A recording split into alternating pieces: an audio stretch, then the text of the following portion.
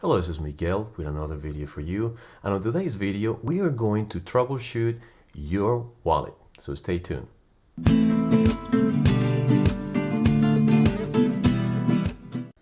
Well, thank you for joining me for another video.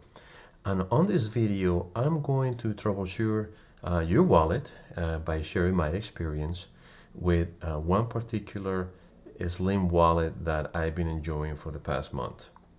As you can tell, I have a few different specimens that I've used throughout the years. So I started with this one, just a little wallet right here. And I put all my credit cards in there, ID, some cash and all that. And while this is very slim and minimal, it makes it a pain every time you need to get a card. If you can put a couple of cards, it's pretty easy because it bends. But if you have a few credit cards that reach to the brim, as you can tell, I had a few, that's how stretched out it is, then the wallet it starts to become a problem. It's very nice if you don't mind having to take out everything, and this is not the best way to get credit cards in here. So I'll show you after I overview this and I show you the wallet that I have, I will show you how credit cards and things work with these ones. Then after this, I move to this one. This one is a little bit more minimalistic in a sense. It's just a couple of plastics with a rubber band. And you can put credit cards and it allows to grow. And it grows right here. And then it still have the same issue. You have to push from either side and your credit cards will come out or your ID. And then you have to hardly trying to figure out how to pull it or how to open them up. It became a little pain to deal with. One good plus though is that for a while I made some business cards like this ones, but I made them credit card size. So I was able to minimalize my wallet and my pocket presence by putting business cards and credit cards here. Then I took a break from that and I went to this, which has a little bit more pockets. I figure I could put a few credit cards here and I can have the same usability of this one right here. And even though I can put some business card here, this one made it extremely difficult because you can put IDs here and all that, and you can slide them a little bit right here and right here. But if a card falls behind this, it makes it hard to find, especially if you have a packed wallet, because then there's no room for the wallet to flex. If you have credit cards or IDs on this side and you try to get something out of here, this will not flex because these credit cards will not prevent it. And especially if you have some of the newer cards that are made out of metal or titanium, then they won't bend at all. So you have to either take everything out. All right, so I am here to show you this particular one, the Vaulskin London. And I'm here, I'm going to open it up right now for you. And it comes very nicely packaged. One of the things that I always look for is I look for leather. And I love this particular leather color. So I'm going to put the box aside. Right away you can see that instead of going from the side, this one is actually vertical. And it has a pocket right here on the side, which I'll show you how I'm going to pack all my things.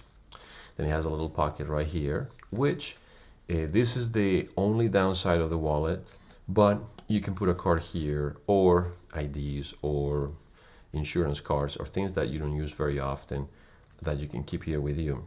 But the biggest advantage is going to be this pocket, and as you can see, I don't know if you can see right here, let me do it from this angle.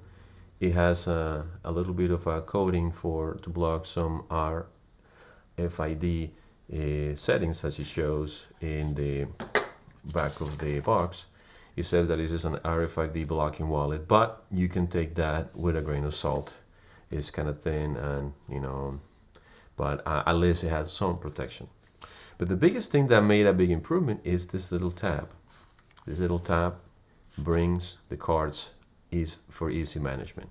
So I'm going to show you how I pack my wallet with all of this right here. So as I mentioned, these are standard size business cards, and I actually just put them right here on the side. And then I put here something that I don't use very often, and it is a train card. So I put it right here. And by the way, this train card is something that you just wave, so you can just keep it here and you wave. And then I'm going to put, you know, 5 credit cards and my ID and some cash, and I put this one in this particular pocket to keep it in there. Now, when you first get the wallet, you get the wallet, and it's going to be very tight.